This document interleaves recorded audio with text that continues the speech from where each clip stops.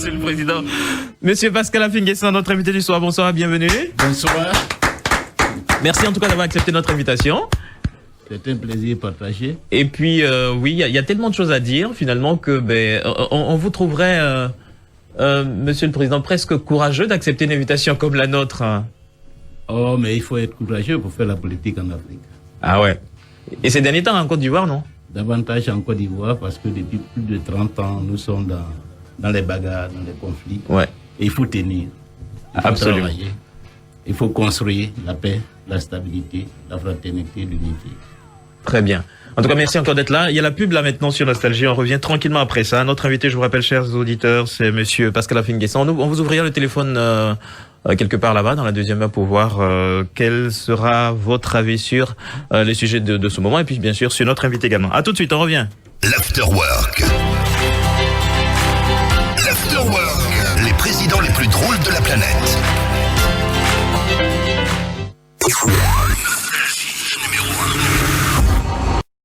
Ça va nous conduire donc à recevoir effectivement notre invité, Monsieur Pascal Affi-N'Guessan, président du FPI. Et aujourd'hui, Monsieur Affi, est-ce qu'on peut rajouter à ça candidat déclaré aux prochaines élections ou non du tout? C'est plus d'actualité. Évidemment, puisque c'est une réalité juridique, une réalité politique.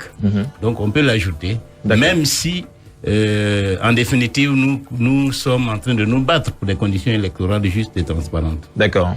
Très bien. Bon, messieurs, voilà, je sais pas, non, vous n'êtes pas candidat du tout. Par contre, vous, Monsieur le Président Bedos, Candidat rejeté. C'est dommage. vos dossiers n'ont même pas abouti chez... Vous êtes allé à la CIE. Oui. Voilà, ce qui n'a rien à voir. Ce qui n'a rien à voir. Monsieur le Président Bedos. Ouais. Voilà, vous êtes, on va dire, candidat donc au même titre que Monsieur Affi. Bon, alors, la coalition, ça déjoue carrément le jeu des oppositions, ou bien vous redéfinissez les choses autrement? Le président Affi et moi, on s'est parlé, longuement d'ailleurs, et on s'est compris. Peut-être que vous avez une question à lui poser, je sais pas, on n'a fini jamais de s'entendre. Je l'encourage. Vous n'avez pas une question à lui poser, quelque chose à savoir? Si je viens pour cette sage décision, vous savez, M. Affi, qui est un grand homme politique, qui a travaillé pour ce pays pendant plusieurs années, il ne peut pas accepter que ce pays, j'allais dire, Trouvez un mot gentil. Bon, d'accord. Que ce pays part en couille. Oui, d'accord. Il ne peut pas accepter, étant lui-même acteur politique. Et on s'est parlé pour la cause de la démocratie vraie dans notre pays. D'accord. Bon, alors, quand vous dites ça, vous êtes parlé, vous, finalement, Monsieur Affi, ce que je voulais vous demander, est-ce que on a du mal à se parler en Côte d'Ivoire, quand vous êtes homme politique, ou on a du mal à s'entendre? Est-ce que d'une telle situation, celle qu'on vit en ce moment, aurait été prévisible? Est-ce que vous l'avez vu venir depuis que la Constitution a été adoptée? Enfin, on a laissé partir les choses un peu, non? Non, oui, justement, on a vu venir depuis ma sortie de prison en août 2013. J'ai prôné les États généraux de la République, c'est-à-dire que nous nous retrouvions pour solder le passif de toutes nos contradictions, ce qui nous divise, nos incompréhensions, qu'on s'asseye autour d'une même table pour en parler et pour trouver des solutions afin que la Côte d'Ivoire retrouve la paix, la stabilité, et que les élections qui allaient se tenir en 2015 d'abord, puis ensuite en 2020, se tiennent dans un environnement décrispé, de convivialité, de sérénité, pour que les gens aillent voter dans la joie et que nous nous donnions un président qui a été choisi par tous les Ivoiriens de façon démocratique et que nous rompions avec ces 30 ans d'affrontements, de conflits, de divisions, de morts, de violences. Qu'on puisse rompre avec ça. Malheureusement, je n'ai pas été entendu. On m'a dit à l'époque que c'était des bavardages. La conclusion, c'est que nous allons aborder l'élection de 2020 dans une confusion totale, dans l'incompréhension, avec les risques de nouvelles violences. Ouais. C'est cela le dommage. Mais ça aussi, c'est la faute de ceux qui sont au pouvoir, parce que ce sont eux qui doivent appeler, rassembler tout le monde pour qu'on fasse la paix. S'ils refusent le dialogue, s'ils s'enferment dans une position, disons, unilatérale, bon, ça ne peut conduire qu'à des conflits. Malheureusement. Très bien. Monsieur Assemian. Oui, mais je voulais savoir, monsieur Affi-N'Guessan, si jamais, c'est-à-dire toutes vos revendications, parce que à la dernière minute, contre toute attente, vous avez rejoint monsieur Koné avec tout son clic. Qui est Koné? Vous, c'est Bedos. Oui, ok, monsieur Bedos. Alors, si jamais, vos revendications sont pas, ont été rejetées. Prises en compte, ouais. Voilà. Est-ce que vous allez maintenir votre candidat, vous allez aller aux élections quand même? On ira aux élections dans des conditions de transparence. Donc, pour nous, les conditions de transparence sont incontournables. Et on ne voit pas comment quelqu'un peut refuser qu'il y ait des conditions équitables pour les élections.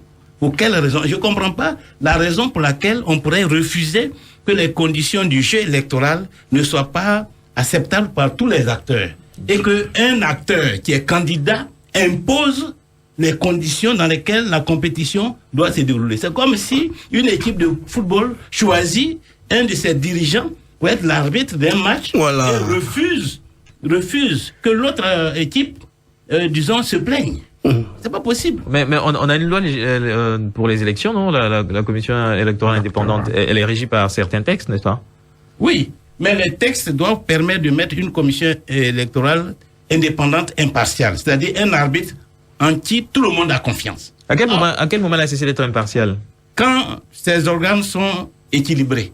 Mais aujourd'hui, par exemple, toutes les commissions électorales locales sont présidées à 100% par les personnes qui ont été désignées par le RHDP. Les vice-présidents, tous les vice-présidents ont été désignés par le RHDP. Donc, c'est devenu une fédération, une section du RHDP. On ne peut pas aller aux élections dans ces conditions. Non. Jamais. D'accord, monsieur Besang Gbagbo? Oui, je remercie mon frère Pascal Affi-N'Guessan pour ce qu'il est en train de dire. C'est très éclairé, c'est très bien dit. Oui, monsieur le président. Voilà, je te remercie pour ça et va jusqu'au bout. Mais le problème, j'étais reçu les 3 et 4 à la haie.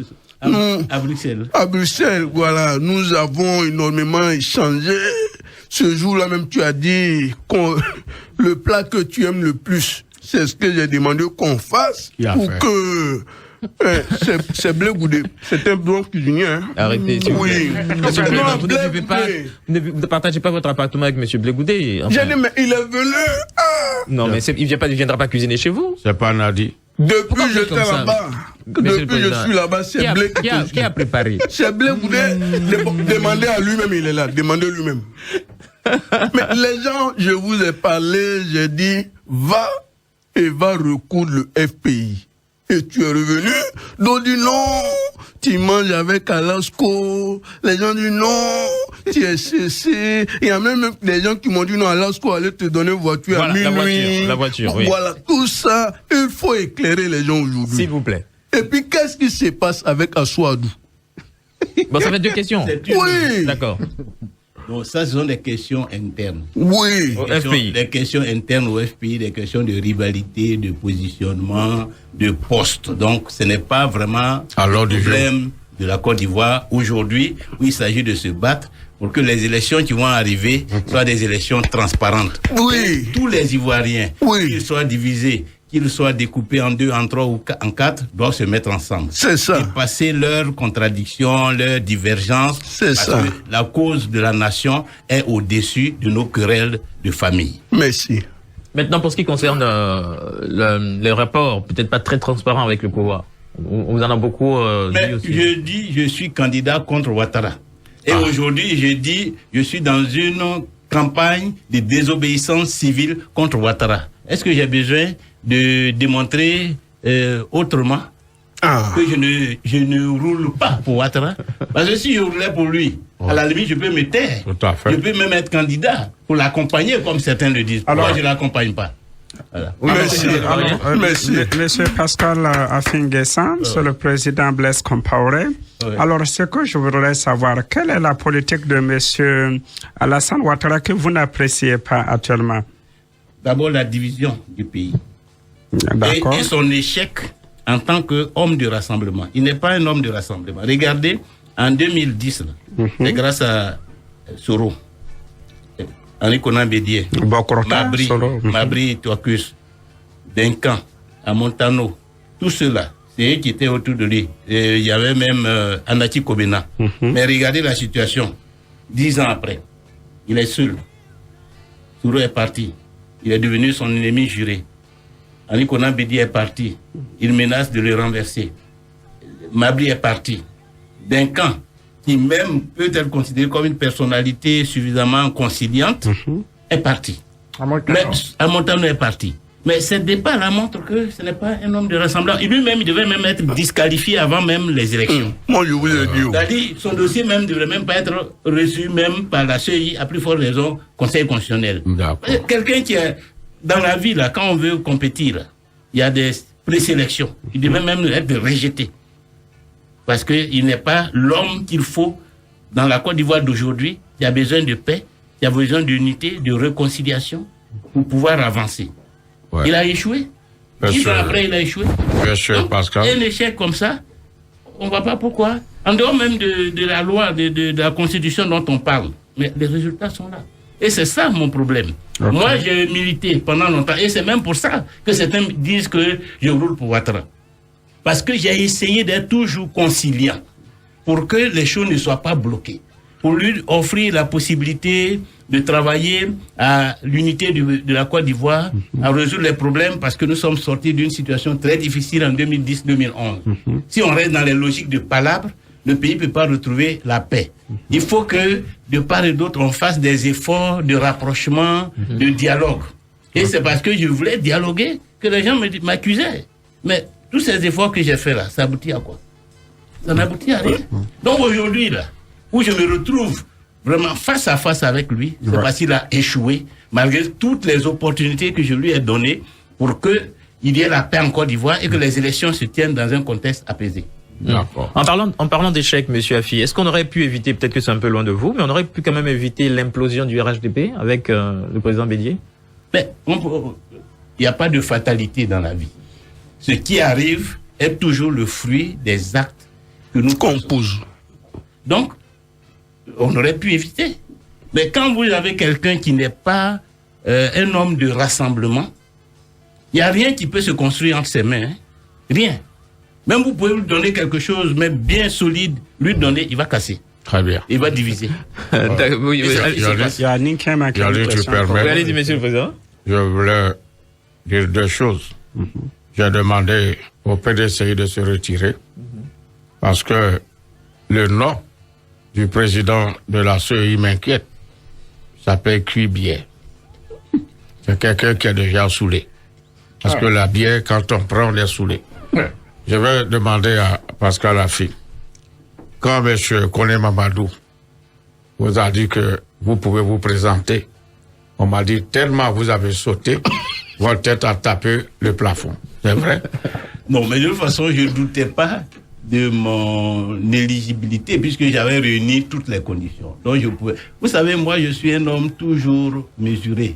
Même dans la joie, je me maîtrise. Dans les épreuves, je me maîtrise. Donc je ne peux pas sauter au plafond. Si j'étais satisfait... Les gens racontent n'importe quoi. Non.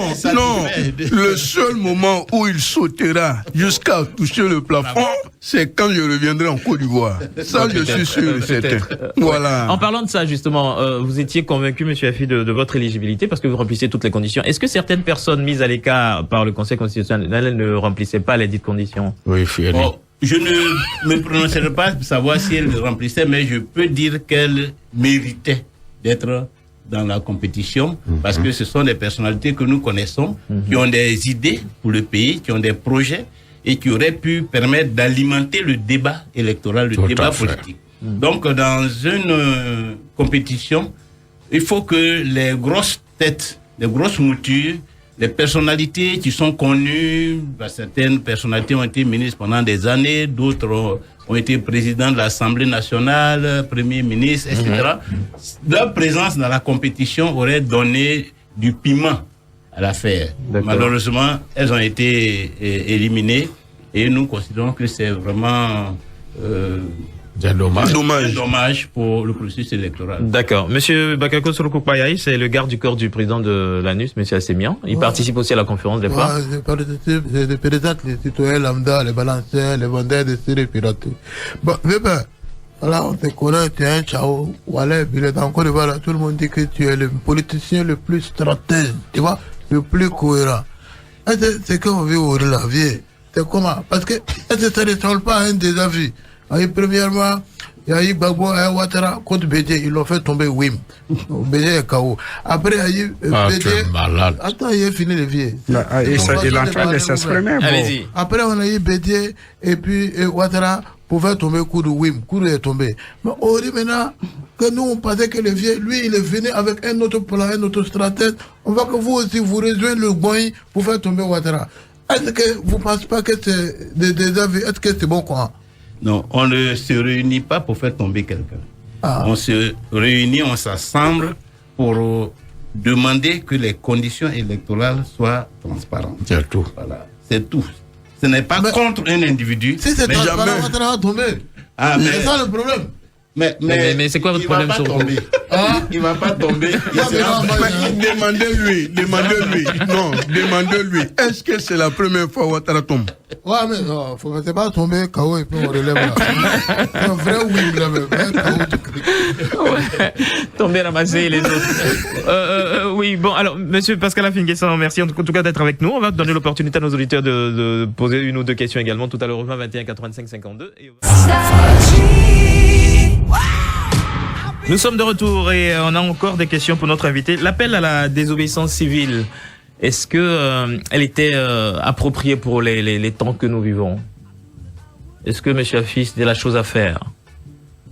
Ou du moins, non, je parle au président Afin-Guessant. Ou du moins, quelle est sa pertinence en ce moment, cet appel-là? Mais elle est pertinente dans la mesure où c'est un droit pour un citoyen qui se sent victime d'injustice, à qui on veut imposer des situations inacceptables, de résister, de dire non. Et c'est ce que nous faisons. Notre objectif, ce n'est pas forcément de passer à l'acte, parce que nous l'avons proclamé et nous espérons que le pouvoir va entendre le message et nous appeler à la discussion. Et c'est ce qui se fait dans tout pays civilisé, dans tout pays démocratique, quand des acteurs majeurs de la vie politique ne sont pas n'importe qui, émettent une opinion et menacent de passer à un acte aussi grave que la désobéissance civile, un gouvernement responsable les appelle pour les écouter et pour engager la négociation afin de renoncer à cela en donnant satisfaction aux principales revendications qui sont contenues dans l'appel. Donc c'est ce qui se passe. Donc nous avons parlé, nous attendons de voir et nous espérons qu'il y aura des attitudes de sagesse, de lucidité et de responsabilité en face. Et l'attitude de sagesse, c'est que quand les gens sont fâchés, on les appelle pour discuter. L'irresponsabilité, ce serait de dire, bon, venez, on va se battre. Faites ce que vous voulez, on s'en fout de vous. Et dans ce cas, ce ne serait pas nous qui serions responsables de ce qui advirait. Ce serait parce que nous n'avons pas un gouvernement responsable qui est conscient de l'intérêt national et qui prend les dispositions pour éviter des crises et des dommages au pays. En partant comme candidat cette fois-ci, est-ce que vous pensez avoir derrière vous ne serait-ce que le FPI dans une certaine cohérence? Oui, nous avons le FPI, nous avons construit le parti. Vous savez, il y a des cadres qui sont effectivement en marche, mais nous devons construire un parti avec ceux qui ont envie d'accompagner. Et la base? La base, elle nous rejoint chaque jour parce que après 6 ans, 7 ans, les uns et les autres se rendent compte que j'ai certainement eu raison trop tôt. Que lorsque je disais à l'époque, acceptons la négociation, dans le contexte actuel, c'est la moins mauvaise solution pour résoudre progressivement les problèmes que nous avons. Acceptons de rester dans le jeu politique, de participer aux élections. C'est la meilleure façon pour nous d'être présents sur le terrain, de mobiliser nos électeurs et d'éviter que notre parti disparaisse. Aujourd'hui, tout le monde parle de dialogue. Ceux même qui étaient contre cette posture et qui me traitaient de traître, qui me traitaient d'acheter, aujourd'hui, recherchent désespérément une occasion de dialogue avec Ouattara. Aujourd'hui, tout le monde appelle à participer aux élections. Donc, ça veut dire que j'ai eu trop tôt raison parce que moi, j'ai pu dominer mes meurtrissures, mes frustrations tôt. Les autres, parce que c'est ça le problème. Quand il y a une situation comme ça, il y a ceux qui restent fâchés longtemps. Il y a ceux qui sont fâchés un moment et puis se redressent pour dire, bon, transformons notre frustration en un processus pour booster notre action. Voilà. Donc moi, je comprends leur attitude. Ceux qui disaient à l'époque non, non, non. Qui disaient non, mais on ne peut pas rester dans ça. Qu'est-ce que vous pensez donc des GOR? savez au moins ce que c'est? Oui, bien sûr. C'est nous qui leur avons donné, enfin, ils se sont donné ce nom. Nous les appelons affectueusement Go, mais c'est sans méchanceté. Ce sont des frères. Mais plutôt la posture radicale. Oui, mais je crois que les uns et les autres ont mis de l'eau dans leur vin. Aujourd'hui, on n'a plus cette posture radicale, mais ce qui reste, c'est peut-être, disons, les histoires, les questions d'amour propre. Quand on a mené un combat, on croit qu'on est dans la vérité, et puis au bout du compte, on se rend compte qu'on doit se rapprocher de son ami, de son frère, de son camarade qu'on a combattu. C'est pas toujours évident que les gens fassent cet effort, surmontent ce qu'ils peuvent considérer comme soit une certaine honte, etc., pour aller à l'unité. Nous sommes ouverts, mais certains, effectivement, qui sont dans des logiques aussi, parce qu'il faut pas oublier que les palabres entre nous sont liées aussi au poste. Il y en a qui veulent mon poste. Et comme jusque-là, ils n'ont pas réussi, est-ce qu'il faut se ranger derrière AFI après l'avoir combattu pendant 6 ans? C'est pas toujours un acte facile à poser pour certains responsables politiques. Et ça, c'est donc, il faut du temps. Il faut du temps pour que on surmonte tous ces problèmes. Moi, je suis convaincu que avec l'évolution actuelle, logiquement, on devrait se retrouver pour continuer à servir la Côte d'Ivoire au sein d'un FPI unifié. Très bien. On va marquer, messieurs, je sais que vous avez beaucoup de questions, permettez juste qu'on passe la pub. On revient tranquillement après ça. J'ai une raison à poser. D'accord, monsieur Ibeka. L'afterwork.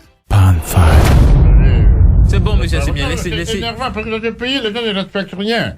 Moi, je suis un leader d'un parti politique. Oui, allez-y maintenant, posez la question. C'est vrai que je vais taper pour tout, mais je viens, en force. Alors, monsieur le Président, il faut aux affaires, parce que c'est toute ma prière, de tous les politiciens que je vois, vous semblez le plus cohérent, en tout cas, ce que vous dites, vous faites, jusque-là, vous êtes toujours en avance. Alors, donc, on traverse quand même une période quand même bizarre, au niveau des réseaux sociaux, une interprétation autre de la liberté d'expression. Où tout le monde dit tout ce qu'ils veulent sur tout le monde. Ça s'insulte, les gens disent n'importe quoi, il est cyberactiviste, sans preuve, on s'accuse, on s'insulte. Alors, qu'est-ce que la liberté d'expression? Hier, il paraît que M. Ouattara est tombé, je crois, un certain Chris Yapi, qui aujourd'hui, nous tous, on le consulte, hein. Voilà, quand quelqu'un veut regarder sa femme plus, ça peut, est-ce que j'ai une chance avec... Monsieur, est-ce que vous allez aller au but, en fait? Il faut vous en faire. Qu'est-ce que vous venez de faire de cette liberté d'expression et cette histoire des réseaux sociaux où on va les secouer à mon âge? Bonne question, parce que monsieur Afi, c'est peut-être qu'on lit pas toujours sa fiche biographique, il est ingénieur quand même des télécommunications. Oui, et du coup, voilà, ce qu'il expliquait, et peut-être, comment dire ça, le mal technologique le plus probant en ce moment en Côte d'Ivoire. Chacun y va de son trait d'esprit, les injures, les incitations à la violence, en tout cas, même les analyses les plus folles, les fake news également s'y mettent. Voilà. Bon, vous, en tant qu'ingénieur déjà et puis homme politique, votre appréciation de ce phénomène? C'est d'abord une question de police. Le police est moins une question technique qu'une question de police des réseaux sociaux. D'accord. Vous savez, lorsqu'on met en place un système, s'il n'y a pas des mesures... Rapprochez-vous un tout petit peu du micro. Si on n'a pas des mesures de sécurité, de surveillance, si il n'y a pas des règles déontologiques, il y aura toujours des dérapages. Donc aujourd'hui, on peut considérer que ce que nous observons, surtout en Côte d'Ivoire, relève de la faiblesse des mécanismes d'encadrement, de contrôle et de police pour détecter tous ceux qui se livrent à ce genre de manœuvres, les sanctionner et veiller à ce que personne ne soit l'objet d'insultes, d'accusations fantaisistes, de rumeurs, c'est-à-dire lutter contre les rumeurs, contre les fausses informations. C'est une question de police. Voilà. Donc, je crois qu'il faut renforcer les mécanismes de surveillance. Vous savez, la critique qui va poindre derrière tout de suite, c'est qu'on muselle les gens, on veut pas que les gens s'expriment. Non, mais on laissera s'exprimer selon les règles. Il y a la loi. Et ici, on respecte la loi, il n'y a pas de raison. Et si d'aventure certaines personnes sont victimes d'arbitraire, qu'il y ait des mécanismes pour leur permettre de se plaindre, de faire des réclamations et d'exiger des réparations. Donc, c'est la même chose que le code de la route. De la même façon, si le code de la route n'est pas respecté, vous voyez d'ailleurs comment les automobilistes ivoiriens circulent. Très mal. Les embouteillages. Parce que là aussi, la police est défaillante. Donc, partout où il n'y a pas un mécanisme de police pour encadrer, pour faire respecter les règles, il y a des dérapages et c'est ce qu'on observe sur les réseaux sociaux. Parfait. Monsieur le Président Belos, vous avez une question? Non, c'est le pasteur. Pasteur Kobi, oui. Alors, je vais dire au président que moi, je suis le pasteur Kobi. Mon église s'appelle Patopa. Alors, pas, on ne respecte personne là-bas. Ça, c'est mon église. Alors, Monsieur le Président, quels sont vos rapports avec Madame Simone Gbagbo, votre sœur, votre grande sœur? Je ne vois pas le rapport entre Patokpa et Simone Gbagbo. Non, je me suis présenté. Elle est très fervente, Simone, elle est pieuse. Donc, Mais je voudrais d'abord vous dire que faites tout pour qu'à Patokpa, on respecte les hommes. On respecte la loi. Non, quand je dis le respect, si le pasteur t'insulte, tu répliques. Et quand on fait la quête, on partage en même temps. Ah bon. Voilà, c'est tout. une église anarchique. Non, mais pasteur Kobi, Laissez-le répondre. J'ai de bons rapports avec Simone Gbagbo. Vous savez, si vous suivez l'actualité, nous nous sommes rencontrés il n'y a pas longtemps pour parler de questions de l'unité du FPI. Donc nous ne sommes pas à couteau tiré. C'est vrai qu'il y a peut-être des divergences d'ordre politique, etc. Mais ça fait partie de la vie politique. Il n'y a pas une organisation. C'est de la famille. Et de la famille. Même entre vous et votre épouse, il arrive que vous ayez des malentendus. Voilà. Mais ça se règle. Ça prend du temps si c'est une grande famille comme le Front populaire ivoirien. Mais dans tous les cas, nous sommes condamnés à nous entendre pour avancer. Le Seigneur me dit que lors de son passage dans le Morono, le président Ouattara, vous n'étiez pas là-bas. C'est ce que le Seigneur me fait dire. Non, mais c'était une réalité. Même la presse a dit ça. C'est pas le Seigneur qui a parlé. Même la presse a dit ça. Rapidement, monsieur Baudu. Monsieur le Président, c'est Ibeka. Je suis le président de Mali. Franchement, franchement chassé par le peuple malien. Le Mali aujourd'hui qui souffre sans président, ils sont en train de chercher, ils n'ont pas encore trouvé. Alors, mais la question que je voudrais vous poser, une fois j'ai appelé le président Alassane Ouattara, j'ai dit, mais Alassane, pourquoi tu ne veux pas appeler la famille de FPI et vous mettre ensemble pour travailler? Bon, il m'a répondu, il dit, Ibeka, je les ai appelés, ils ont refusé de venir. Que tant que Laurent Gbagbo ne vienne pas, ils vont pas travailler avec moi. Bon, je voudrais savoir, ni tiens le voix, ni tiens te voix, à la clinique. Si c'est la vérité, c'est pas la vérité, je ne sais pas. Et dès que vous avez tendu la main, vous avez refusé. Bon, moi aussi, vraiment, je n'ai pas compris. Belle question, non. Mais pardon, monsieur le président, vous allez peut-être la garder en mémoire le temps qu'on passe au temporaire. Et puis, le journal, on sera de retour dans la deuxième heure, tout à l'heure, 19h, 20h. Vous pourrez nous appeler au 20 21 85 52. Puis, laissez-nous des messages également au 41 21 21 82. On les posera à monsieur Pascal Afingessan, notre invité de ce soir. À tout à l'heure, chers auditeurs. Pan 5.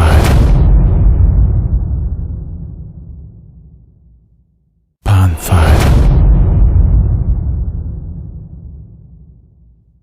Pan 5.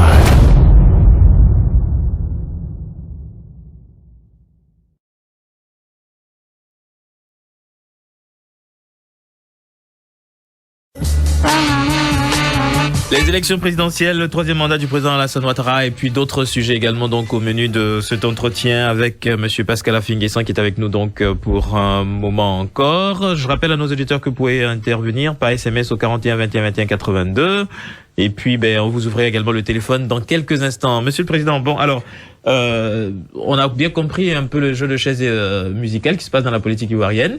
Mais est-ce que c'est convaincant pour l'Ivoirien lambda que les opposants d'hier deviennent amis aujourd'hui? Je sais qu'à l'époque, surtout à cause de la crise, puisque c'était une crise armée, il y a eu des mots très durs de part et d'autre, notamment à l'endroit du président du président Bédier venant de vous, du FPI je veux dire.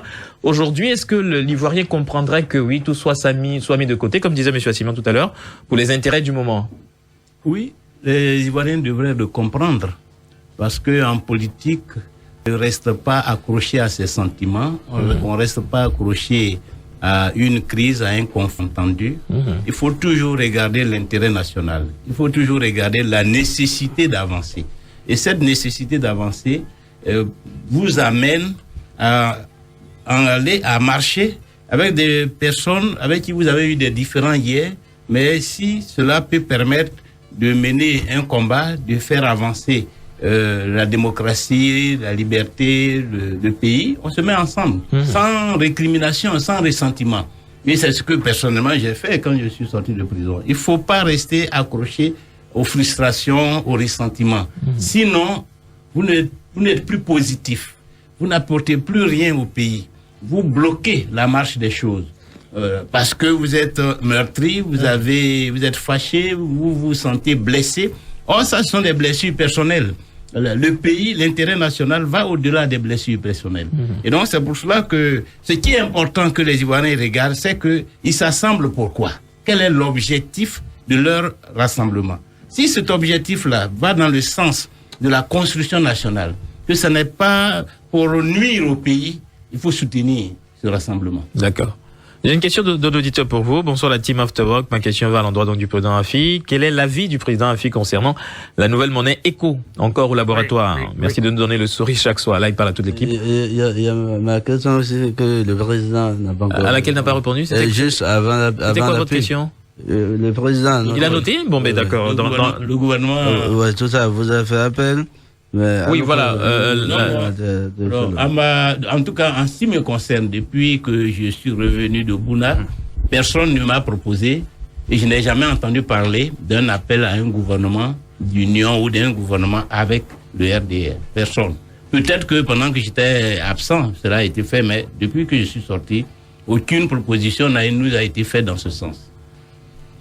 Maintenant, en ce qui concerne l'éco, je parlerai plutôt de la monnaie ouest-africaine, la monnaie de la CEDEAO. Si c'est pas parce qu'on parle d'éco, UEMOA, d'éco, CEDEAO. Je pense qu'aujourd'hui, tous les pays membres de la CEDEAO sont d'accord pour aller vers une monnaie unique. Ce serait une très bonne chose. Parce que ça permettrait de créer un grand marché ouest-africain de plusieurs centaines de millions de personnes. Ça briserait, il n'y aurait plus de barrières. Vous allez au Ghana, vous n'avez plus besoin de chercher des cedi. La monnaie que vous avez, elle sert. Vous allez au Togo, vous allez au Nigeria. Ensuite, les entreprises vont pouvoir, je dirais, commercer sans restriction, sans faire du change, etc. Il y aura une banque centrale unique, même au niveau régional. Donc, ça facilite les choses et ça nous permet aussi de développer en interne nos économies. Voilà. Donc, on a le marché, nos entreprises vont prospérer avant même d'aller chercher des clients en Europe ou en dehors de l'Afrique occidentale. Il y aura des clients pour toutes les entreprises de la sous-région. C'est donc une très bonne chose. Et nous sommes vraiment désireux que ce projet-là aille le plus vite possible. C'est vrai qu'il y a des polémiques sur ECO, UEMOA, les initiatives qui ont été prises par le président Ouattara. Et même l'implication de la France, toujours. Oui, l'implication de la France. Mais il faut dépasser tout cela. Quand on aura mis en place la monnaie unique de la CEDEAO, on aura réglé du même coup le problème de nos relations financières avec la France. D'accord. Pardon, je vais prendre 2 ou 3 questions d'auditeurs. Que pensez-vous de l'attitude de Kakabe qui a refusé de rejoindre le mouvement de désobéissance civile, la question de Joachim? Je pense que M. Kakabe devrait réviser sa position. Voilà, parce que il ne peut pas faire cavalier seul dans la situation actuelle. Le rassemblement que nous mettons en place, c'est dans l'intérêt de la démocratie en Côte d'Ivoire, d'élections apaisées. Il ne faut pas qu'ils soutiennent la cause de ceux qui veulent faire un passage en force, ceux qui veulent que le résultat de l'élection soit acquis avant même le vote. Voilà. Donc ça, c'est soutenir une fausse cause. Et je pense que M. Kakabe devrait rejoindre le camp de ceux qui veulent que les élections soient transparentes, équitables. D'accord. Une dernière question d'auditeur. Malheureusement, la question n'est pas signée. Cependant, il demande quelle serait votre réaction si le président Ouattara se retire désormais des élections? Vous êtes certain de continuer à maintenir l'entente avec ceux qui font coalition aujourd'hui? Si il se retire, qu'il n'y a plus de raison de se battre ensemble. Chacun rentre chez lui à la maison et puis prépare les élections. Parce que nous sommes ensemble, mais on est concluants. Oui, c'est ce que... Non, mais il faut être clair que cette plateforme qu'on met en place là, c'est pas pour soutenir quelqu'un. C'est pour que nous tous, on déblaye le chemin, la place, et puis maintenant on va s'affronter. C'est un peu comme, pour ajouter un peu ce que vous dites, quand il y a une compétition internationale, par exemple, nous allons à la Coupe du Monde. Les supporters d'Africa, les supporters du Stella Club, tout le monde se met ensemble pour soutenir la Côte d'Ivoire. Mais une fois on rentre au pays, chacun est dans son club. Et même qu'ils se mettent ensemble pour éliminer le Brésil d'abord. Voilà. Mais en même temps, ce que je voulais dire à mon frère, moi je ne pose pas trop de questions parce que nous sommes au FPI. Mais Afi, il faut faire attention. je connais Alasco, et tu le connais également. Tu as vu, nous tous, il nous a mis de côté, il a pris 3 acans. Bédier, toi et Kakabé, il faut faire attention. Il y a un piège Djoula en face. Il y a un piège Djoula en face. Oui, monsieur. Attendez, pardon, monsieur le président. C'est bien, allez-y. Ouais, monsieur le président. Ah, c'est sur le coup. Ouais, c'est sur le coup. Maintenant, ouais, c'est mon nom. Et avant, c'est bon, sur le coup, parle. Arrête de te m'absorber là. Et vous avez écrit une lettre au président de France pour dire président, il faut sciencer, vieux Moro qui est ici là. Maintenant, quand le président aussi a vu ça, allez, lui aussi, il a pris son avion, il est parti là-bas pour aller voir le président français. Il dit non, il ne faut pas te parler quoi, te parler quoi. De toute façon, il y avait les lettres de Afila. C'est trop dingue. Bon, le vieux Kounan aussi, on dirait lui aussi, il a écrit une lettre. Maintenant, c'est que nous ne comprenons pas, nous les citoyens lambédas. On entend soir ici, on entend, oui, le Côte d'Ivoire, c'est un pays, le souverain. Il n'a pas le sous-préfecture de la France. Maintenant, quand il y a un petit fourfour, tout le monde se retrouve là-bas. Souverain, là, ça veut dire quoi? Les opposants écrivent à la France. Oui, les présidents écrivent à la France. Les gouvernants vont en France. Je comprends pas. Bonne question. Allez-y, monsieur le président. Non, mais nous écrivons parce qu'il est parti en France. S'il était parti au Japon, j'allais écrire au président du Japon. Non, c'est pas une affaire de souveraineté. Là où il s'en va. Voilà. Pourquoi on puisse plus parler un peu? Voilà, pourquoi on puisse plus parler. D'accord. Bon, allez, c'est l'heure de la pub. Donc, sinon, j'allais demander au président le résumé du lettre. C'est-à-dire le titre. La lettre qui a été envoyée. Il va vous dire tout à l'heure. On revient dans 3 minutes environ. L'Afterwork. L'Afterwork. Les présidents les plus drôles de la planète.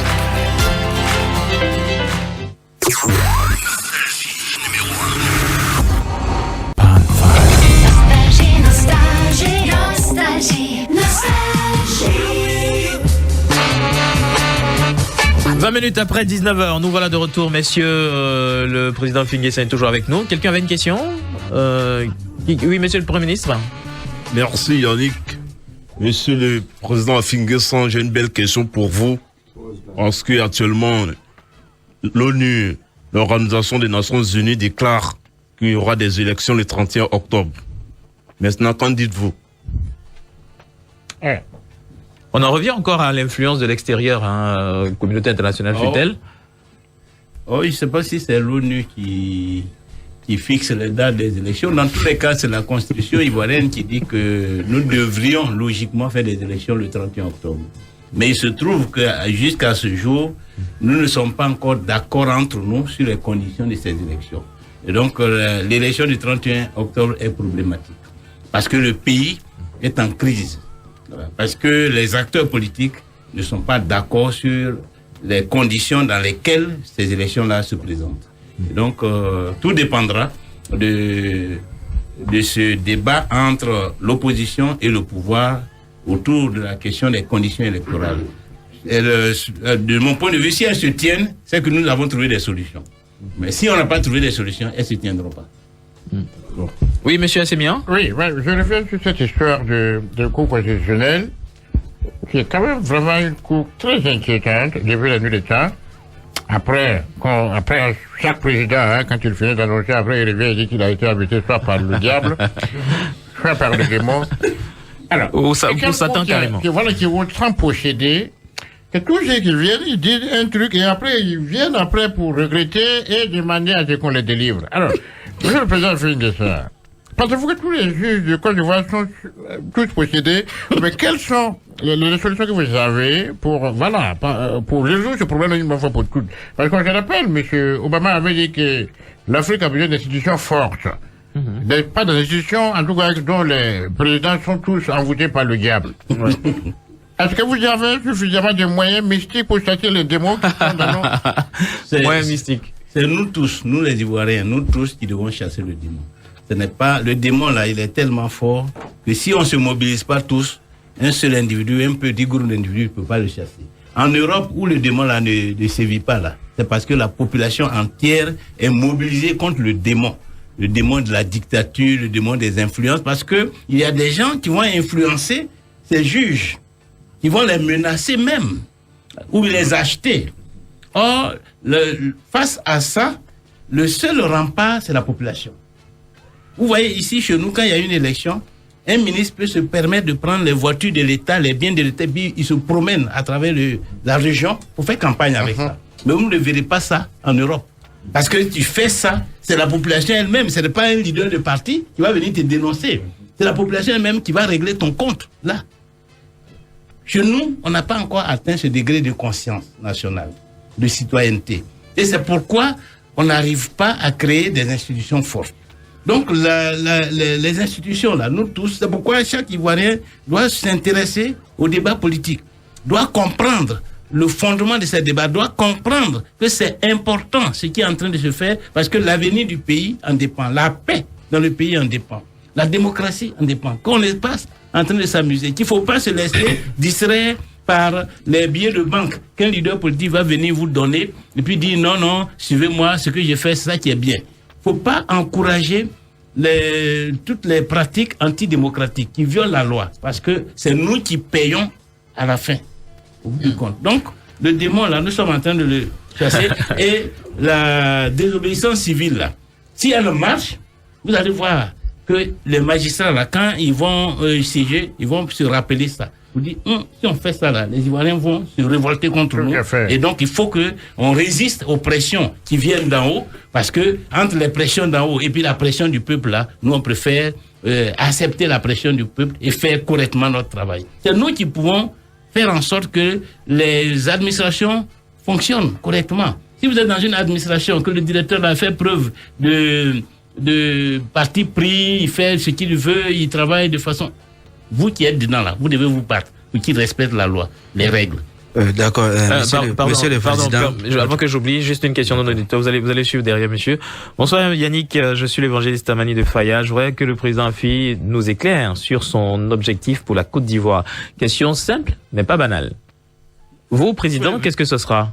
La renaissance de la Côte d'Ivoire pour la grandeur du peuple ivoirien. Voilà l'angle sur lequel je place ma campagne.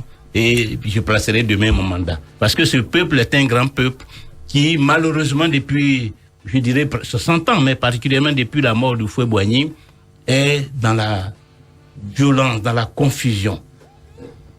Alors que nous avons beaucoup de potentialités. Donc il faut la renaissance de ce pays. Parce que ce peuple est grand. Renaissance dans le domaine politique, renaissance dans le domaine économique, renaissance dans le domaine du capital humain, des hommes, de l'éducation, de la santé, du logement, des femmes, des jeunes, toutes les composantes de la nation, il faut leur redonner la place qu'elles méritent dans le développement de la Côte d'Ivoire. Renaissance de l'économie. Il faut qu'on sorte de l'économie de plantation que la colonisation nous a laissé. La colonisation nous a laissé le café cacao. On est toujours dans le café cacao. On ne transforme pas.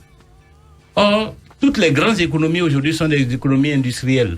Il faut qu'on passe à l'industrialisation, qu'on transforme totalement notre structure économique. Parce que c'est l'industrie qui produit de la valeur ajoutée, de la richesse, qui produit des emplois. Il ne faut pas que les emplois soient dans le secteur informel. Actuellement, nous avons près de 10 millions d'actifs. Mais il y a au moins 9 millions qui sont dans le secteur informel. Il faut transformer tout cela pour que ce soit modernisé. Et que le gouvernement tire suffisamment de ressources de l'activité économique, que les Ivoiriens trouvent suffisamment de revenus de l'activité économique.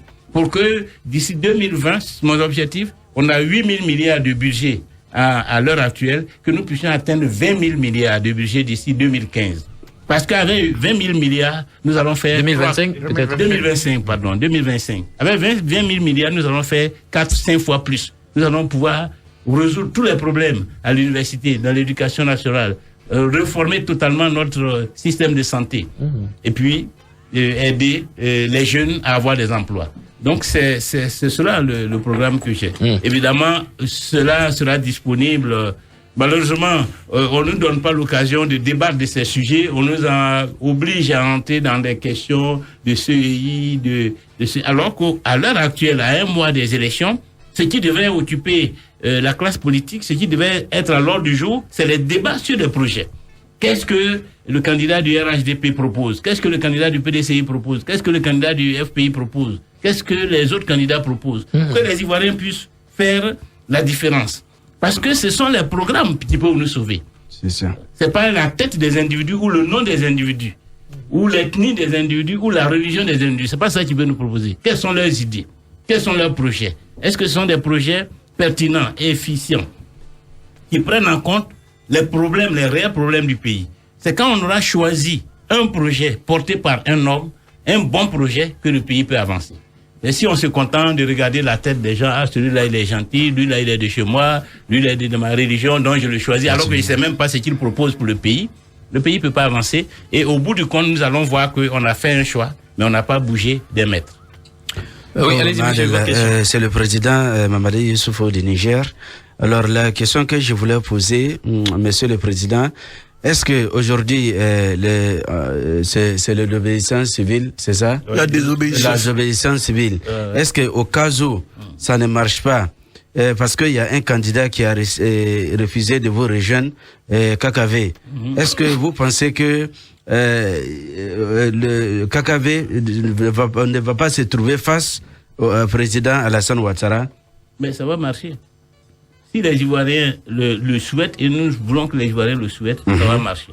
Et si ça marche, c'est pas KKB seul qui se retrouvera devant le candidat du RHDP, quel qu'il soit, c'est nous tous.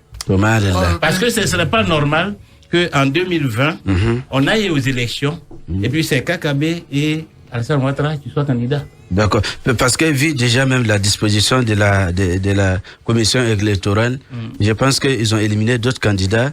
Je pense que c'est pour partie déjà, c'est les gros calibres, ou soit je dirais les gros calibres qu'ils ont choisi déjà.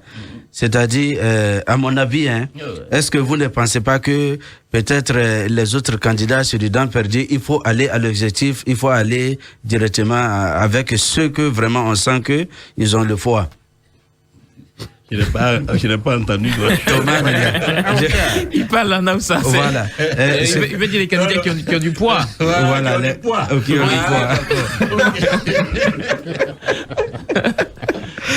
Bon, voilà. Mais justement, c'est ça le débat. Oui. Voilà. Il faut que ce soit les candidats qui ont du poids qui participent aux élections. Comme ça, les Ivoiriens vont avoir une possibilité de choix. Mais tu vas au marché et puis on cache les bons produits, les jolis habits là. On a caché ça et puis on te présente 3 petits habits. Ah non. Est-ce que c'est bon? Si tu découvres que le marchand là, il a caché les vrais habits, tu vas faire parler avec lui, non? Les palabres qu'on fait avec Ouattara là, c'est ça. D'accord.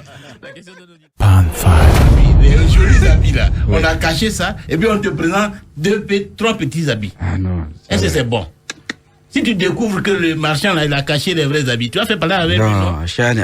Les palabres qu'on fait avec Ouattara là, c'est ça. D'accord. La question de l'auditeur. Si la CEI avait validé la candidature de Laurent Gbagbo, vous seriez-vous retiré, monsieur Afi? Évidemment, je l'ai dit il y a plus de 2 ans que dans notre camp, il ne peut pas y avoir 2 candidats concurrents. Voilà. Et Gbagbo Laurent a l'avantage de l'ancienneté, de l'expérience. C'est lui qui est devant. Voilà. Donc, si les candidats, ce serait incompréhensible que Afi soit aussi candidat, parce que dans ce cas, nous émiettons nos chances de gagner. D'accord.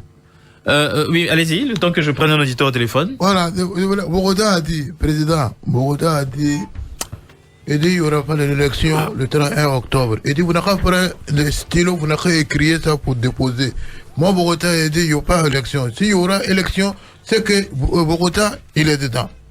Maintenant, quand tu écoutes ces paroles-là, c'est comment? Quand il prépare dans le noir, vous qui sont dans le secret, on s'envole maintenant. Est-ce qu'il y a un mood, on va prendre les armes encore ou c'est comment? Non, on ne prendra pas d'armes. Voilà. Mais on va se battre démocratiquement, pacifiquement, pour qu'il y ait des élections inclusives en 2020. Merci. Les gens, Yannick. Oui. Vous voyez, les gens pensent qu'Afi, il n'est pas intelligent. Vous en êtes tout fier, là, monsieur le président. Mais vous voyez aujourd'hui, quand je parle, vous voyez les questions auxquelles il répond. C'est pas pour rien, je l'ai pris comme mon premier ministre. Et c'est pour la réconciliation qu'il a fait le sacrifice d'abandonner ce poste. Vous voyez? J'ai compris, monsieur le président. Voilà. Et aujourd'hui, quand vous dites non, et c'est si moi je viens, il va... Mais il sait. Il sait très bien. Merci, chef. Allô, bonsoir. Allô? Allô, bonsoir. Monsieur, comment vous appelle? Ouais, bonsoir, monsieur. Oui, monsieur, quel est votre nom? Ouais, c'est monsieur Kofi Blaise. Monsieur Kofi, nous sommes avec le président Pascal Affi-N'Guessan, je vous écoute. Oui. Bon. C'est pas... Vous dites que... Tout à l'heure, le président a dit que... Monsieur Kofi, ça va? On vous écoute, hein. Les gens... Quoi? Prennent des voitures de l'État pour se promener les nuits. Qui a parlé de ça? Oui. Pour faire campagne. Ah oui, d'accord, pour faire campagne, oui. Et alors? Oui. Il a dit pour faire campagne, eux non les nuits. Ah, pour faire campagne. Voilà. Oui, je comprends maintenant. D'accord, c'était pour préciser ça. Hein. Merci beaucoup, monsieur Kofi. Allô? Bonsoir. Bonsoir, monsieur, comment vous appelez? Faut couper la radio chez vous quand vous nous appelez. Bon, alors, vous aviez une question? Quelqu'un levait la main? Oui, tout à fait. Alors, monsieur Pascal Affi-N'Guessan. Alors, le président Blaise Compaoré, l'ancien président démocratiquement chassé par les armes, par les Burkinabés, alors aujourd'hui, Ivoirien est fier. Alors, la Côte d'Ivoire, qui est un pays de fraternité, un pays d'amour, s'il te plaît. D'hospitalité. Ouais. Alors, est-ce qu'il y a eu élection en 2015 en Côte d'Ivoire? Est-ce que, sans bruit, est-ce que vous ne pensez pas que... Parce que quand nous entendons les gens parler, ils parlent de 2010, ils parlent des élections du 31 octobre qui arrivent. Est-ce que... Mais les élections qui se sont déroulées en 2015, je pense que les gars sautent cette étape-là. Est-ce que vous pouvez quand même nous dire quelque chose sur les élections de 2015? Il a eu froufrou. On va écouter votre candidat. Oui, mais c'est vrai que ces élections n'ont pas été d'une qualité à la hauteur de notre pays. Mais il faut savoir que ce sont des élections qui se situaient juste les premières élections présidentielles après la crise de 2010-2011. Donc, dans un contexte où il y avait encore beaucoup de traumatisme et où beaucoup des candidats, disons des responsables politiques ont appelé au boycott et où les populations elles-mêmes n'étaient pas très, très enthousiastes pour aller voter parce qu'elles avaient toujours en tête le vote de 2010-2011 qui a conduit à des drames, des morts, etc. Donc, personne n'était vraiment enthousiaste. Donc, ça a été des élections d'une qualité médiocre. Le taux de participation n'a pas été très élevé. Ouais. Mais il fallait, puisque la Constitution dit qu'il faut des élections, il fallait des élections, dont elles se sont tenues. Et personnellement, j'ai été candidat à ces élections pour prendre date, pour que ce ne soit pas une élection où un seul candidat se retrouve, pour me positionner aussi. Et comme en 90, Gbagbo Laurent s'est positionné devant Houphouët-Boigny en participant aux élections de 90, alors que certains appelaient au boycott. Il n'y avait pas de conférence nationale, etc. Donc c'est le même processus.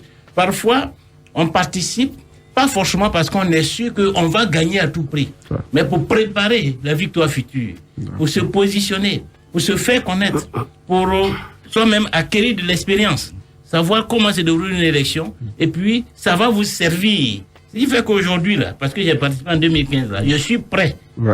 Alors que si je n'étais pas en 2015, même en termes d'organisation d'une campagne, d'une direction de campagne, d'un projet politique, je serais à ma première expérience.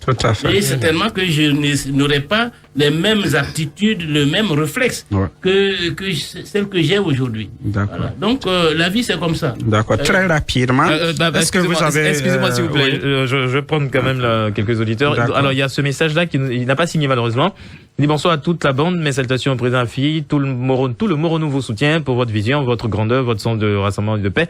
Vive le président Affi, homme de conviction, God bless you. Bon, c'est un militant convaincu. Ça, c'est sûr. Et puis, je pense que je devais avoir quelqu'un au téléphone. Allô? Oui, allô? Monsieur, comment vous appelez? C'est monsieur Etienne de Kandrasso. Très bien. Nous sommes avec le président Pascal Affi-N'Guessan. Oui, je vous écoute. Oui, bon, je voulais savoir, poser quelques questions à le président. Je voulais savoir si peut-être que, pour le moment, pour l'élection arrive, est-ce qu'il a les informations du président Laurent Gbagbo, parce qu'ils ont rejeté sa candidature. Donc, est-ce qu'il a les informations sur lui qu'est-ce qui va se passer? Bon, et puis est-ce qu'il est d'accord avec lui? Voilà, c'est ma question que je voulais poser. Bon, j'espère que Monsieur Afi a compris. Oui. Bon, allez, restez à l'écoute, vous allez entendre sa réponse. Oui, nous avons des informations à propos du président Laurent Gbagbo, soit parce que nous avons été le rencontrer, soit parce qu'il s'exprime à travers ses avocats. Par exemple, sur la candidature qui a été déposée par EDS, vous avez tous suivi avec nous la déclaration qui a été faite, à savoir que le président Gbagbo n'avait pas lui-même été candidat, mais qu'il comprenait la démarche de ses partisans à travers EDS qui ont voulu quand même qu'il soit candidat. Que la Côte d'Ivoire a encore besoin de lui. Et que la Côte d'Ivoire a encore besoin de lui, qu'il serait bien qu'il soit candidat. Et nous pensons la même chose. Nous pensons la même chose. Malheureusement, la réalité est là. C'est qu'il y a ce dossier de la CPI, s'il y a la présence de Ouattara à la tête de l'État qui s'oppose à son retour, ce sont des réalités avec lesquelles il faut contrer. Donc, si nous voulons que le président Gbagbo vienne et qu'il reprenne sa place dans la vie politique à quelque niveau que ce soit, il faut que nous travaillions à l'alternance, au changement. Voilà. Et c'est ce travail-là, c'est dans ce travail que je suis engagé. Si en 2015, j'avais été élu président de la République, ce problème du président Gbagbo serait réglé il y a longtemps, puisque j'aurais immédiatement pris la disposition pour qu'il rentre. On ne serait pas en train de spéculer sur cette question. Et c'est pour ça que nous nous battons. Certains ne comprennent pas qu'il y a plusieurs possibilités pour que le président Gbagbo vienne, mais la possibilité la plus sûre, c'est le changement à la tête de l'État de Côte d'Ivoire. Vous avez vu que le président Ouattara a dépêché ses avocats à La Haye pour dire qu'il n'est pas prêt à recevoir le président Gbagbo. Lui-même le dit chaque jour, parce que c'est lui qui est à la tête, et le président Gbagbo ne peut pas forcer le barrage à l'aéroport de Bruxelles, forcer le barrage à l'aéroport d'Abidjan et venir forcer ici pour s'installer. Ma fille, je vais passer où? J'ai même pas encore mon passeport. Excusez-moi. Alors, on va peut-être prendre un auditeur tout à l'heure pour finir, mais cependant, il y a eu la libération de quelques prisonniers, enfin parmi les plus récents là, du camp Soro, à ce qu'on a dit. Vous interprétez ce geste comment, Monsieur le Président? C'est la période a quelque chose à voir avec, ou est-ce qu'on est en train de décrisper vraiment? Ben, j'espère. En tout cas, j'ai personnellement apprécié favorablement cette décision. J'ai même demandé au secrétaire général de notre parti de produire une déclaration pour saluer ce geste, mais demander que le président de la République aille plus loin. Parce que d'abord, ce ne sont pas tous les partisans de Soro Guillaume qui ont été libérés. Et en plus, en dehors de cela, il y a d'autres prisonniers politiques. Il y a des militaires qui sont en prison depuis 10 ans. C'est excessif. C'est pas bien pour l'unité nationale. Il faut les libérer. Donc, il faut libérer tous ceux qui sont en prison pour des raisons politiques, pour décrisper l'ambiance. Parce que là, quand vous tenez des hommes politiques en prison, mais c'est tous leurs sympathisants que vous mettez en prison. C'est tous leurs sympathisants que vous dressez contre eux. Et plus ils sont nombreux, plus vos adversaires dans l'opinion seront nombreux. Voilà. Donc on ne gouverne pas un pays dans la paix en mettant les hommes politiques en prison ou les leaders d'opinion en prison. Et puis ce n'est pas digne d'un pays moderne. Voilà. Ce n'est pas digne. La Côte d'Ivoire ne mérite pas. Nous avons besoin d'avancer. Nous devons donner des exemples en matière de démocratie, en matière de gouvernance civilisée. D'accord. Voilà. Donc, nous sommes en retard sur ce terrain. Très bien. Un pays comme le Ghana nous a largement dépassés. Alors qu'avant, c'est ici que les Ghanéens viennent prendre les exemples. C'est ça. Ils viennent même chercher de l'argent. Nous sommes en retard et il faut qu'on rattrape ce retard-là. Très bien. On a un auditeur au téléphone. Allô, bonsoir. Oui, bonsoir Yannick. Monsieur, comment vous appelez? Bonsoir. C'est quoi votre nom? Issa Ouedraogo depuis Alété. Monsieur Ouedraogo, je vous écoute. Bon, moi, j'aimerais d'abord intervenir par rapport à notre opposant africain. Moi, ce qui m'inquiète un peu, quand on remarque un peu nos opposants africains, c'est comme s'ils s'opposaient seulement pour s'opposer. Que le gouvernement en place est bien fait ou mal fait, eux, ils voient tout en mal. Moi, c'est ce qui m'inquiète et ce qui ne me plaît pas. Maintenant, ma question à M. Afi N'Guessan est la suivante. Je vais parler du côté du développement. Je veux savoir, il va avoir ses impressions du côté développement. De ce qui a pu être fait depuis 10 ans, par exemple? Du temps de Laurent Gbagbo, au moment où il était Premier ministre, et le temps de Alassane Ouattara. D'accord. Les impressions, qu'est-ce qu'il en pense? Merci, monsieur Ouedraogo. Ok.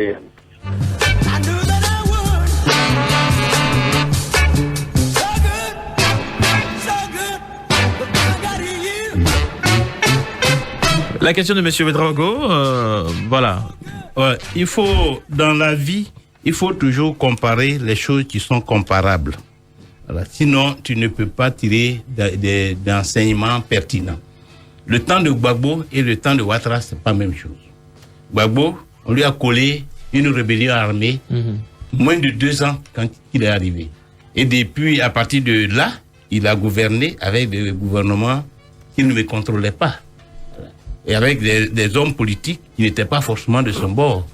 Mais malgré cela, il a été avec la moitié du pays occupé par des hommes armés. Donc, et il a fait ce qu'il pouvait faire jusqu'en 2010-2011. Malgré ça, il a préparé un certain nombre de chantiers dont M. Ouattara a profité. Parce que le PPTE que M. Ouattara a eu en 2012, et grâce auquel il a eu plus de 4 000 milliards de réduction de dette, c'est M. Gbagbo qui l'a préparé. Si Gbagbo n'avait pas fait ça, il n'y aurait pas eu de PPU, il n'aurait pas eu tous ces chantiers que nous avons. Même le pont Henri Konan Bédié, c'est Gbagbo qui a préparé. Et Ouattara est venu exécuter. Ça, c'est la continuité de l'État. Donc, on ne peut pas comparer ces deux périodes-là. Il faut comparer chaque période par rapport aux réalités de chaque période. À savoir, est-ce qu'avec ce que M. Gbagbo avait, est-ce qu'il a bien fait, il a bien travaillé ou pas? Est-ce qu'avec ce que M. Ouattara a eu comme opportunité quand il est arrivé, quel est le bilan? Alors, voilà comment. Et aujourd'hui, moi, le bilan, ce que je reproche de plus à M. Ouattara, c'est d'abord de n'avoir pas réunifié le pays, de n'avoir pas fait l'unité du pays, la réconciliation nationale, de n'avoir pas bâti des institutions fortes, d'avoir caporalisé la justice, qui est là pour sa volonté, pour mettre les gens en prison, d'avoir déporté Laurent Gbagbo à la CPI et Blé Goudé à la CPI, d'avoir emprisonné tant de monde, avec tous les morts qui ont jalonné d'abord, qui ont marqué son entrée en scène. Ça, c'est un bilan lourd. Aujourd'hui, on doit aller aux élections. Et le pays n'est pas uni. Il n'y a pas la paix. On a peur encore de savoir, est-ce que les élections de 2020, là, il ne va pas avoir encore la même crise. Mais un dirigeant qui arrive à cette extrémité, moi, je considère que cela comme un échec grave. Si tu ne peux rien faire pour nous, donne-nous au moins la paix, la stabilité, l'unité, qu'on ne se méfie pas les uns des autres. Regardez que dès qu'il y a eu un petit mouvement à Daoukro, les gens de confession, disons, de confessions religieuses différentes et d'ethnies se sont commencés à se affronter, à se taillarder. Ouais. Même chose à Bonois. Même chose à Divo. Ça là, quand même, donne-nous au moins la paix. Donne-nous au moins l'unité, que nous vivions, même si nous sommes pauvres, mais que nous sommes un peuple uni, solidaire, où il n'y a pas de palabre entre nous, où on ne se machette pas, matin, midi, soir. On peut maintenant voir comment nous allons nous débrouiller pour pouvoir vivre. Monsieur Pascal, le plus important de M. Ouattara. Monsieur Pascal Affi N'Guessan, président du FPI, donc notre invité depuis 19h. Hein, depuis 18h. 18h, pardon, dans cette édition de l'Afterwork. En tout cas, merci beaucoup, Monsieur Affi. Une chose est certaine, vous êtes connu et reconnu pour être le plus direct, hein, le plus franc. Il n'y a pas de question qui l'élude, en tout cas, dans tout ce qu'on a pu lui poser et que les auditeurs ont également pu lui poser. Messieurs, je pense que nous sommes au terme de l'entretien avec notre invité de ce jour. Monsieur le Président Bedos. Ouais. Je vais vous donner la parole pour finir. Je suis fier d'Affi, que tu es un politicien averti. Nous avons commencé un combat, et on ne le fait pas pour renverser quelqu'un, mais on le fait dans la ligne droite de la démocratie. Parce qu'on ne peut pas aller aux élections où les résultats sont déjà connus. C'est ça notre combat. Qu'on aille aux élections, une élection transparente pour que tout le monde soit candidat. Dans les conditions favorables. Absolument. Donc c'est ça le mot d'ordre. Merci Affi. Merci beaucoup. Et que vive la coalition. Merci beaucoup, Monsieur Pascal Affi N'Guessan, d'être venu ce soir dans notre émission. Merci en tout cas pour toutes les questions que vous avez répondues. Merci. Et puis, on souhaite que, comme vous le voyez, pour la Côte d'Ivoire, il y ait la paix, que les enfants de ce pays soient réconciliés, et que pour les élections, on y aille dans de bonnes conditions. Merci beaucoup. Merci. Et à très bientôt. À bientôt. Merci beaucoup de l'invitation. L'Afterwork. planète.